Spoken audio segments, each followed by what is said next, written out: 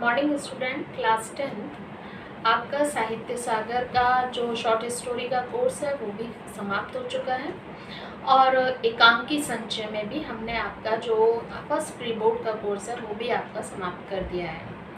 आपको महाभारत की सांझ पूरा पढ़ा दिया है, उसके क्वेश्चन भी आपको हमने छुट्टियों से पहले दे दिए थे। और मैं उम्मीद करती हूँ कि आप लोगों ने अपना काम पूरा कर लिया होगा। इसके साथ ही प्रोजेक्ट वर्क भी आपको दिया हुआ है, प्रोजेक्ट बहुत अच्छे से बनाएं और उसमें लैंग्वेज वाले प्रोजेक्ट में उससे रिलेट करती हुई पिक्चर्स लगाएं। और जो लिटरेचर वाला प्रोजेक्ट है उसमें जो भी स्टोरी लिख रहे हैं आप उस स्टोरी से रिलेट करती हुई कोई भी पिक्चर जो आपको मिल सकती है वो लगा सकते हैं। जैसे आप काकी चैप्टर लिख रहे हैं तो पतंग उड़ाते हुए पिक्चर लगा सकते हैं, या फिर बात अठन्नी के लिख रहे हैं तो आप उससे संबंधित अठन्नी जो है वो उसकी पिक्चर लगा सकते हैं, या फिर अठन्नी आपको कहीं मिलती है तो उसको भी स्टिक कर सकते हैं। इसके अलावा आप जैसे नेताजी का चश्मा लिख रहे हैं तो नेताजी का चश्मा लिखने में आप सुभाष चंद्र बोस की पिक्चर लगा सकते हैं। इस तरीके से आप उस प्रोजेक्ट में कर सकते हैं। आज हम आपको जो चैप्टर है वो स्टार्ट कर रहे हैं साहित्य सागर में, जो आपका सेक्शन बी है, यानी कि जो तीसरी आपकी बुक लगी हुई है, यानी कि आपका साहित्य सागर का पोयम वाला जो हिस्सा है, यानी कि पद्य भाग जो आपका आता है उसमें आपका स्टार्ट कर रहे हैं। आपको 9th क्लास में सूरदास के पद तक पूरा कंप्लीट कोर्स दिया गया था।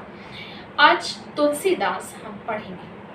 मैंने 9th क्लास में जब बच्चों को पढ़ाया था तो मैंने आप लोगों को बताया था कि हिंदी साहित्य के बारे में बताया था। हर किसी भी साहित्य का, किसी भी लिटरेचर का कोई ना कोई हिस्ट्री ज़रूर होती है। जैसे आपकी हिंदी, इसी तरीके से हिंदी की भी एक हिस्ट्री है। इसको कई हिंदी साहित्य को कई कालों में, यानी कि कई पार्ट्स में इसको बांटा गया है।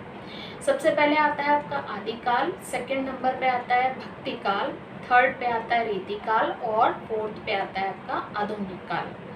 तो फर्स्ट आपका आदिकाल आता है। तो आदिकाल में जो कवि हुए हैं वो किस तरीके के कवि हुए हैं इसके बारे में आपको मैंने 9th क्लास में बताया था कि आदिकाल में जो है वो दरबारी कवि हुआ करते थे, यानी कि वो दरबार में रहा करते थे और दरबार में रहकर वो क्या करते थे, राजाओं की प्रशंसा में अपनी कविताएं लिखा करते थे। राजा अगर युद्ध के लिए जाते थे तो उनकी प्रशंसा करते थे कि उन्होंने युद्ध में कैसे उन्होंने किया, उनकी प्रशंसा में कविताएं किया करते थे। वैसे वो कविता करने का उन्हें कोई अधिकार नहीं था, कोई भी किसी भी तरीके की वो कविता नहीं लिख सकते थे, सिर्फ राजाओं की प्रशंसा में ही कविता लिखते थे। धीरे धीरे क्या होता है कि जब परिवर्तन जीवन का नियम होता है और धीरे धीरे जो है समय परिवर्तित होता है और वो इससे ऊबने लगते हैं कवि कि हम उनको क्या है, राजाओं की प्रशंसा में ही कविता लिखनी पड़ती थी, चाहे झूठी कहें या सच्ची कहें, उनकी उन्हें प्रशंसा ही करनी होती थी। तो इससे ऊबने लगे कवि और उन्होंने कहा राजाओं से और कोई तो बचा नहीं सकता, कोई आम जनता तो राजाओं से बचा नहीं सकती, सिर्फ ईश्वर ही है जो हमें राजाओं से बचा सकता है। और धीरे धीरे काल परिवर्तन हुआ और दूसरा काल आया भक्ति काल। लोग जो है ईश्वर की भक्ति की तरफ जो है वो बढ़ने लगे और उससे रिलेट करती हुई कविताएं लिखने लगे। ईश्वर के बारे में, ईश्वर से कैसे आप मिल सकते हैं, ईश्वर तक कैसे पहुंच सकते हैं, इसके बारे में लिखने लगे। सबसे पहले आपने कबीरदास जी पढ़े, उनकी साखी पढ़ी, वो भी भक्ति काल के ही कवि हैं। हमने यहाँ पर जब भक्ति काल को देखा तो भक्ति काल में उसके दो पार्ट आए भक्ति काल के, एक तो निर्गुण भक्ति थी और एक सगुण भक्ति थी। निर्गुण भक्ति में क्या होता है कि वो ऐसे कवि होते हैं जो कि ईश्वर को साकार रूप में नहीं देखते। वो कहते हैं कि ईश्वर का कोई आकार नहीं है, कोई रंग नहीं है, कोई रूप नहीं है, ईश्वर हर जगह विद्यमान है, आप जहाँ भी उसको याद करोगे वो आपके साथ है। दूसरी भक्ति आई सगुण भक्ति। सगुण भक्ति वाले कवि कहने लगे कि नहीं, ईश्वर का एक आकार भी है, एक रंग भी है, एक रूप है। ये लोग जो थे मूर्ति पूजक थे और मूर्ति पूजा की तरफ जो है ये उन्होंने लोगों का ध्यान आकर्षित किया। जैसे इस काल में आए, जैसे राम की पूजा करने वाले, राम को मानने वाले, श्री कृष्ण को मानने वाले, ऐसे कवि इस समय में आए।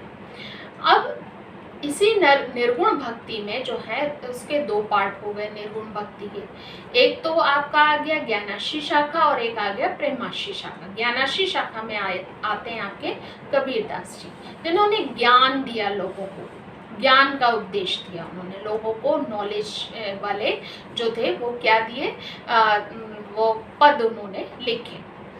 दूसरा है प्रेमाश्री शाखा, जो कि किसमें था, निर्गुण भक्ति का ही एक पार्ट था। और प्रेमाश्री शाखा में उन्होंने क्या किया, प्रेमाश्री शाखा में उन्होंने वो वाले कवि आए जो कि जिन्होंने सूफी काव्य लिखा, सूफी काव्य यानी कि प्रेम के बारे में लिखा। और उसमें उन्होंने कहा कि ईश्वर को हम प्रेम के द्वारा भी प्राप्त कर सकते हैं, उसमें जायसी आए। अब सगुण भक्ति में भी दो पार्ट हो गए कि एक रामाश्री शाखा हो गई और एक कृष्णाश्री शाखा हो गई। रामाश्री शाखा, कृष्णाश्री शाखा में आपने सूरदास पढ़े थे, इससे पहले वाला चैप्टर जो था वो सूरदास पढ़े, तो वो जो थे कृष्ण के परम भक्त थे। और दूसरे आते हैं रामाश्री शाखा, तुलसीदास। तुलसीदास इसके परम भक्त थे राम के, और उन्होंने रामचंद्र जी के बारे में सबसे ज़्यादा लिखा। और आपने सूरदास जी को पढ़ा तो उसमें उन्होंने देखा आपने कि श्री कृष्ण के बारे में लिखा, उनकी छोटी छोटी बातों के बारे में लिखा। यहाँ पर जो तुलसीदास जी जो हैं उन्होंने सबसे ज़्यादा क्या किया, रामचंद्र जी को उन्होंने अपना आराध्य देव माना, और उन्हीं के बारे में तुलसीदास जी ने लिखा है। यहाँ पर उनके विनय के पद जो हैं वो संकलित किए गए हैं। तुलसीदास की रामचरितमानस आप लोगों ने जो बच्चे क्या नाम है हिंदू धर्म के हैं उन्होंने रामचरितमानस भी पढ़ी होगी। विनय के पद, तुलसीदास जी के विनय के पद यहाँ पर हम आज स्टार्ट करेंगे। और पहला पद है यहाँ पर, ऐसो को उदार जग माही, बिनु सेवा जो द्रव्य दीन पर, राम सरिस को नाई। यहाँ पर उन्होंने कहा है ऐसो को उदार जग माही। तुलसीदास जी रामचंद्र जी के बारे में कहते हैं कि ऐसे उदार जग माही, इस संसार में ऐसा दयालु व्यक्ति कोई नहीं है। इस संसार में, जग मीन्स संसार में, और उदार मीन्स दयालु। इस संसार में ऐसा दयालु व्यक्ति कोई नहीं है। बिनु सेवा जो द्रव्य दीन पर, राम सरिस को नहीं। बिना सेवा, बिनु सेवा, बिना सेवा, जो द्रव्य दीन पर, दीन दुखियों पर क्या करता है, द्रव्य करुणा करता है। दीन दुखियों पर यानी कि उनकी, रामचंद्र जी की कोई सेवा भी ना करे, रामचंद्र जी की कोई आराधना भी ना करे, लेकिन वो क्या करते हैं, दीन दुखियों पर क्या करते हैं, उपकार करते हैं। राम सरिस को नहीं, राम जैसा कोई नहीं है। फिर से देखिए, ऐसो को उदार जग माही, ऐसा दयालु प्रवृत्ति का व्यक्ति जो है इस जग में, इस संसार में कोई नहीं है। दयालु यानी कि उदार, उदार मीन्स दयालु, ऐसे दयालु प्रवृत्ति का व्यक्ति इस संसार में कोई नहीं है, जैसे कि रामचंद्र जी हैं, जो कि क्या करते हैं, बिनु सेवा जो द्रव्य दीन पर, बिना सेवा करे हुए जो दीन दुखियों पर क्या करते हैं, करुणा करते हैं। जो दीन दुखियों पर क्या करते हैं, उनका उद्धार करते हैं। राम ही एक ऐसे व्यक्ति हैं जो पूरे संसार में हैं, जो दीन दुखियों का उद्धार करने वाले हैं। वो क्या है, उनकी चाहे कोई आराधना करे, चाहे उनकी कोई सेवा करे या ना करे, लेकिन वो हर एक व्यक्ति का उद्धार करते हैं। अगली लाइन पे हम आते हैं, जो गति जोग विराग जतन करी, नहीं पावन मुनि क्या। जो गति जोग विराग जतन करी, नहीं पावन मुनि ज्ञानी। यहाँ पर उन्होंने बताया है जो गति, गति मीन्स मोक्ष, ठीक है, जो विराग, योगी और विरागी। वैरागी, विराग मीन्स होता है वैरागी, है ना। जतन करी नहीं पावन मुनि ज्ञानी, और मुनि और ज्ञानी। यहाँ पर उन्होंने बताया है, इस लाइन का सीधा सा अर्थ ये है कि उन्होंने ये बताया है कि जो योगी होते हैं, यानी कि जो कि पर्वतों पे जाकर योगी, और वैरागी, जो वैरागी मीन्स होता है, शब्द जो होता है उसका शाब्दिक अर्थ ये होता है कि वैरागी मीन्स जिसने संसार की सांसारिक चीज़ों को सबको छोड़ दिया है, यानी कि उसने परिवार छोड़ दिया है, सबको छोड़कर वो क्या करता है, वो तपस्या करता है, वो कहलाता है वैरागी। कि जो वैरागी और जोगी, मुनि यानी कि जो मुनि लोग होते हैं और ज्ञानी लोग होते हैं, जो कि पहाड़ों पर जाकर तपस्या करते हैं, जतन से, बहुत मेहनत से तपस्या करते हैं, लेकिन उन्हें क्या होता है, मोक्ष प्राप्त नहीं होता। उनको तब भी मोक्ष प्राप्त नहीं होता, वो इतनी मेहनत करते हैं तब भी उन्हें मोक्ष प्राप्त नहीं होता। कि सो गति देत गिद्ध सबरी, कहूँ प्रभु ना बहुत जिए जाने। कहते मुनि जो है, मुनि है, ज्ञानी है, योगी है, वैरागी है, इतनी ज़्यादा मेहनत करते हैं, तपस्या करते हैं और जाकर पहाड़ों पर अकेले रहते हैं, और उनको तब भी मोक्ष की प्राप्ति बहुत मुश्किल से होती है। जतन करते हैं, मेहनत करते हैं। जो गति जोग विराग जतन करी, जो गति जोग योगी और वैरागी जतन करी, यानी कि बहुत मेहनत कर नहीं पावन मुनि ज्ञानी, और वो तब भी मुनि और ज्ञानियों को वो मोक्ष प्राप्त नहीं होता। सो गति देत गिद्ध सबरी, कहूँ बहुत ना जिए जाने। वो कहते हैं सो गति देत गिद्ध सबरी, यहाँ पे गिद्ध और सबरी का जिक्र आया है। गिद्ध यहाँ पर कौन है, जटायु। जब कहते हैं श्री रामचंद्र जी जब वनवास में थे, तो जब रावण जो था सीता जी को चुरा कर ले जा रहा था, तो जटायु जो गिद्ध था, उसने जब रावण को देखा, और उसने क्या देखा कि वो सीता जी को चुरा कर लेके जा रहा है, और सीता जी जो है बचाने के लिए मदद मांग रही है। तो जटायु जो था वो उड़कर रावण के ऊपर उसने क्या किया, बार बार जाकर उसके ऊपर हमला किया। पर रावण को जब गुस्सा आया तो उसने क्या किया, उसने जटायु के क्या कर दिए, परों को काट दिया, और जटायु जो था वो घायल होकर जमीन पर गिर गया। और कहते हैं जब रामचंद्र जी लंका पर चढ़ाई करने के लिए जा रहे थे, उस समय जटायु रास्ते में उनको पर कटे हुए थे और उसकी हालत बहुत खराब हो रही थी, और वो रास्ते में उनको पड़ा हुआ मिला। और जब उन्होंने जटायु को देखा तो उन्होंने क्या किया, उसके सर को अपनी गोद में रखा, और वहीं जटायु की रामचंद्र जी को सारे बात उसने बताई, और वहीं जटायु की क्या हो गई, मृत्यु हो गई। दूसरा है सबरी को जब ये एहसास हुआ, सबरी बहुत गरीब एक स्त्री थी, उसको ये पता चला, बुजुर्ग थी, गरीब थी, उसको पता चला रामचंद्र जी जो हैं वो इसी रास्ते से गुजरेंगे, और वो जो थी उसने कहा कि रामचंद्र जी जो है इस रास्ते से गुजरेंगे और मैं उनको अपने घर लेके आऊँगी, पर उनको मैं अपने स्वागत जब उनको करूँगी तो उनको क्या खिलाऊँगी। और उसको कुछ नहीं सूझा, गरीब थी, क्या करती, वो भागी गई और जाकर वो बेर तोड़ के लाई। जब वो बेर तोड़ रही थी तो वो एक एक बेर को चख रही थी। उसे ये बात पता नहीं थी कि बेर जो है वो चख रही है, उसको झूठा कर रही है, लेकिन उसको वो चख कर, वो एक एक बेर को चख कर अपनी टोकरी में रख रही थी।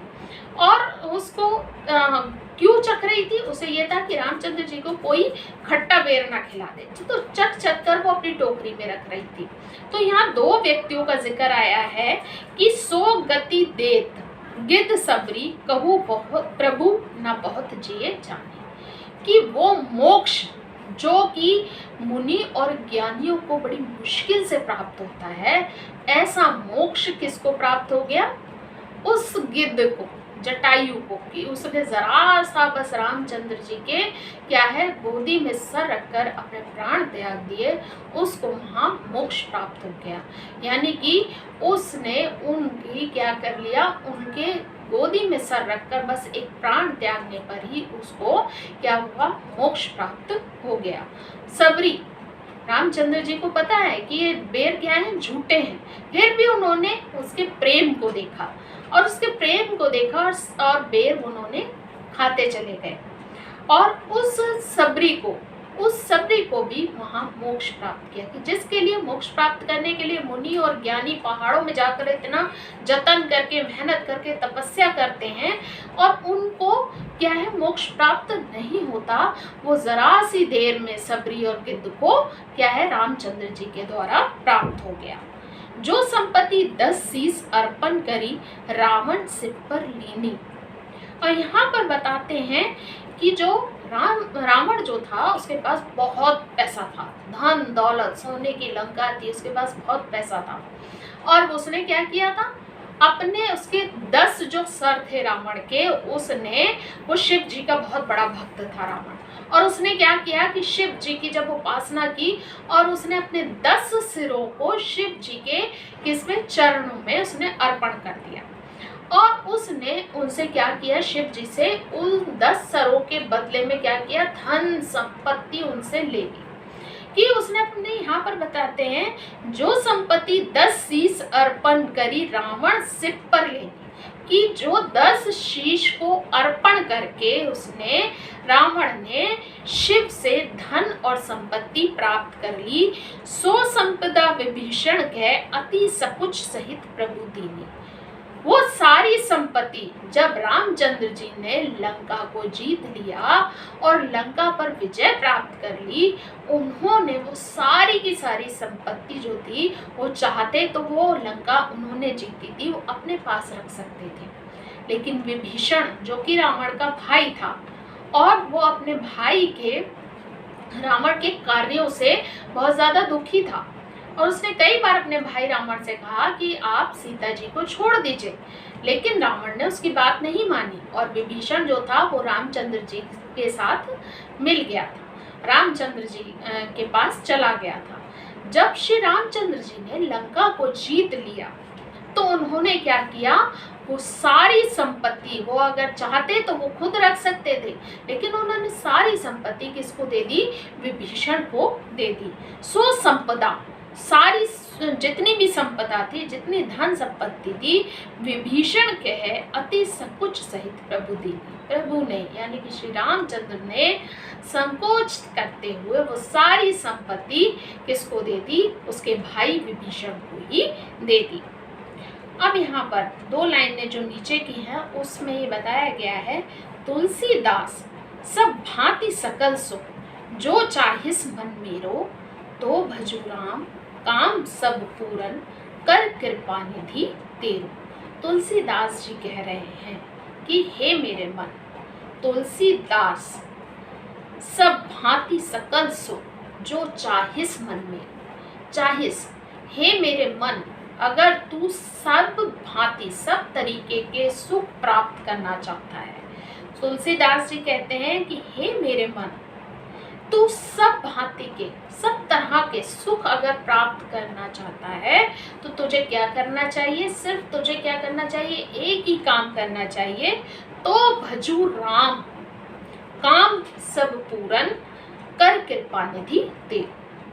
वो कहते हैं तो तुझे मेरे मन क्या करना चाहिए, राम की आराधना करनी चाहिए, राम के भजन करने चाहिए, क्योंकि वो ही एक कृपा करने वाले ऐसे व्यक्ति हैं कि उनके द्वारा सारे काम पूरे हो जाएंगे। तो भजू राम यानी कि हे मेरे मन, अगर तुझे किसी भी हर तरीके का सुख प्राप्त करना है तो तुझे क्या करना चाहिए कि तू राम का नाम ले। हे मेरे मन, तू राम का नाम भज, उनकी आराधना कर, वो कृपा करने वाले हैं और तेरे सारे कामों को पूरा करने वाले हैं। आज हम इस एक पद को पढ़ेंगे और अगले वीडियो में मैं आपको दूसरे पद के बारे में बताऊंगी। क्लास 10 आपको ये पद समझ में आया तो आप मुझे बताएं, और अगर नहीं कहीं भी समझ में आया तो आप मुझे बताएं ताकि मैं इसको फिर से क्लियर कर सकूं। Thank you.